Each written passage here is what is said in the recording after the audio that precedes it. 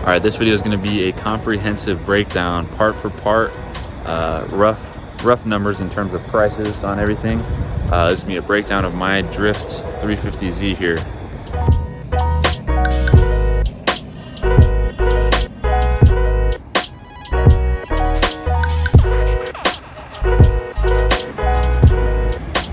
So first things first is going to be the outside of the car.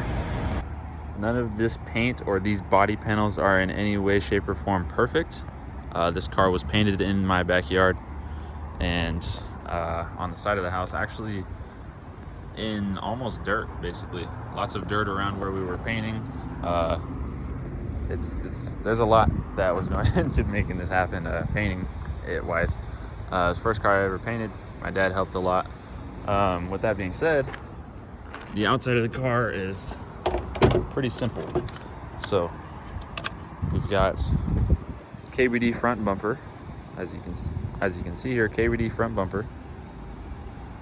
These front fenders are actually custom made by me. They're 1.5 inches wider up front. They tuck my angle kit in very well, very nicely. They're 1.5 inches wider. As you can tell, they've seen some battle damage for sure. A little bit of warping, a little bit of everything. Those are custom. You cannot buy those. However, these are somewhat designed similar to the Crown Carbon crafting over fenders, which I believe they're now going by Hyperhive Incorporated or something like that. So look them up if you want something similar to that. These are some eBay headlights that I got.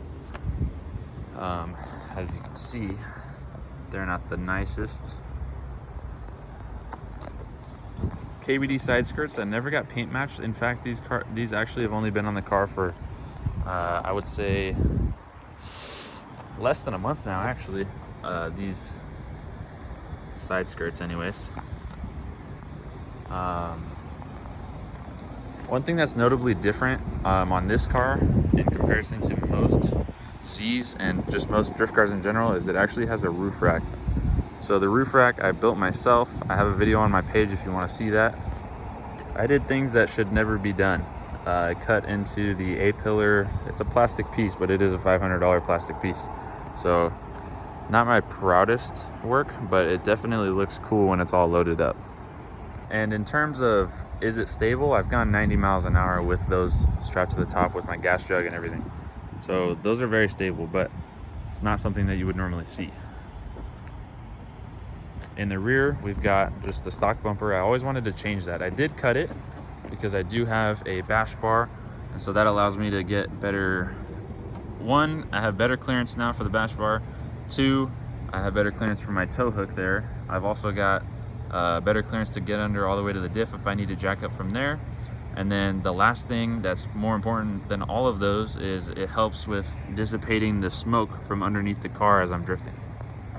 This low sitting eBay duckbill. Now I wouldn't even call this a duckbill because it doesn't actually come up as high as most, but I really do like the way that it looks compared to the ones that come up high.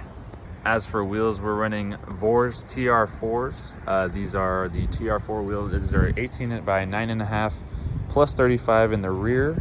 I have 4 of those. Then I've got 2 18 by 8.5 plus 35 for the fronts. Now we're gonna get into some more of the mechanical, technical side of things. And as for this color, this is a Dodge color. You see this on Dodge Challengers, specifically in 1971. Plymouth used this color as well. 1971 Plymouth Barracuda used to be my dream car. So there's the inspiration for that purple. It stands out, people love it. I mean, it's, again, not the best paint, but that is the color. It's called Plum Crazy Purple. It's a Challenger color is what the paint company is. Challenger paints Plum Crazy Purple. I don't know the code off the top of my head, but that's what that is. So as you can see, we are running an angle kit. You're not going to achieve this much angle with stock anything pretty much up front because these cars have bad angle stock.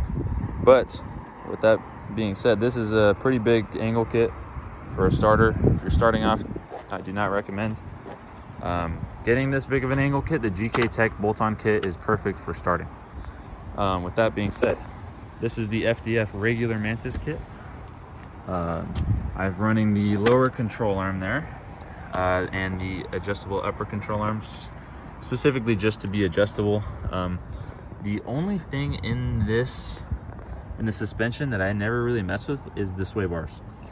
I have ISR Pro Series coilovers. I got some aftermarket big brakes, and I mean, I haven't really had to mess with it too much. This setup has been really good. I'm running, so here's my alignment settings just so that you know. I've got an 1/8 inch toe out in the front. I've got -4 degrees of camber, and as you can see, at full lock, we are just barely tilting this wheel over a little bit. That's exactly what you want. You don't want full contact patch at complete full lock. What you want is complete contact patch at 65% of full lock. That's according to Chelsea Denofa. I'm not just some kid saying that. Yes, I know my tires are backwards. Yes, I know that they're chunking. These are old rears. You can achieve more angle on these kits with less angle, or with a smaller wheel. This is a 9.5. This is normally my rear. I would run an 8.5. That's what I have up top. I actually get a little bit more angle with an 8.5 plus 35, and I actually run a 35 millimeter spacer. So I'm running an 18 by 8.5 plus 0 essentially up front. I do like the scrub radius with the spacers. It's not because I have to, it's for fitment slash I want to because I like to scrub. So with that being said, that's the front suspension. Like I said, lots of angle, very, very, very drivable, awesome kit. I love it overall. So that's what we got up front. In the rear, you can see in there, I have got dual caliper setup for the hydro, 1 and 2 calipers, and again, big rake kit.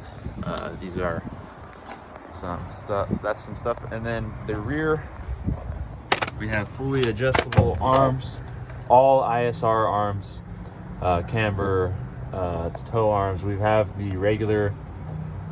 I actually went to a true rear coilover, which I would recommend for the adjustability. We've got this GK Tech. I'm sorry, that's Bell Raceworks diff brace. I would highly, highly recommend that on a first drift car if it's a 350Z. These only have one mounting point from factory, as you can see there. And in there, by the way, we've got white line bushings. Those are poly bushings. And then the subframe has solid bushings. And that's gonna be it for the suspension.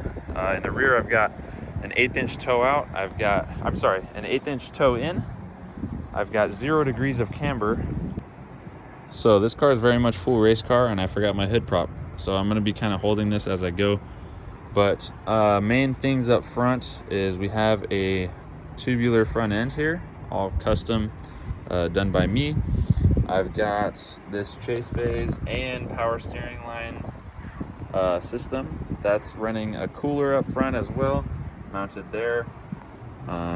And other than that, we've got an intake on this thing. I used to have a plenum spacer on it, which do make good torque. I would definitely recommend those.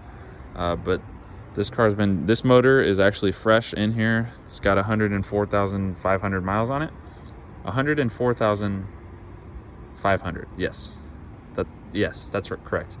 That's the total mileage on this motor. It's only been in the car for 500 miles. So with that being said, that's pretty simple. Not much needs to be done to these motors for these cars to be driftable. They are very, very capable.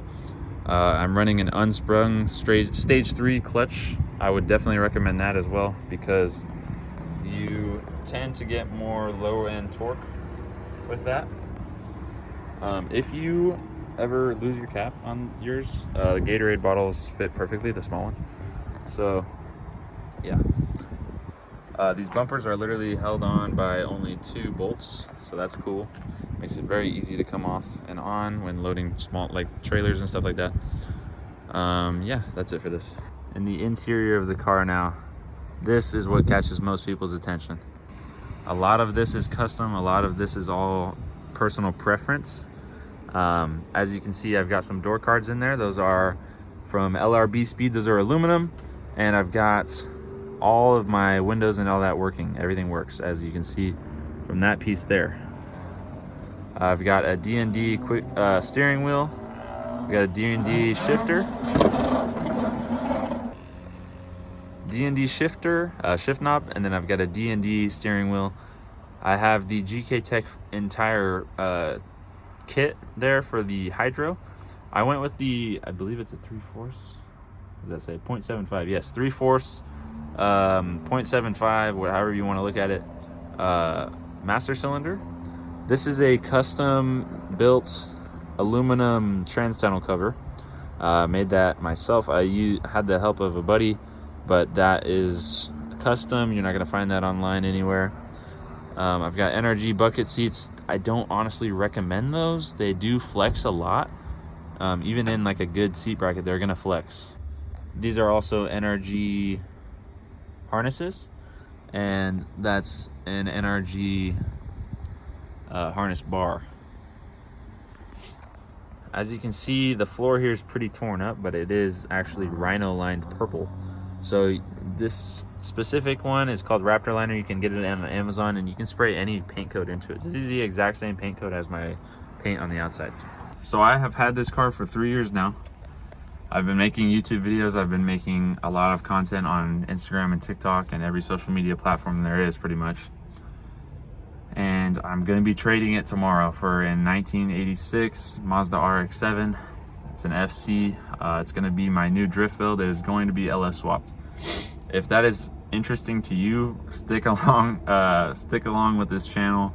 Subscribe, turn on your post notifications. I'm gonna start uploading more with that car. It's gonna be a long build process, and I'm gonna take you guys along for every single step of the way, down to a T. I plan to record pretty much everything.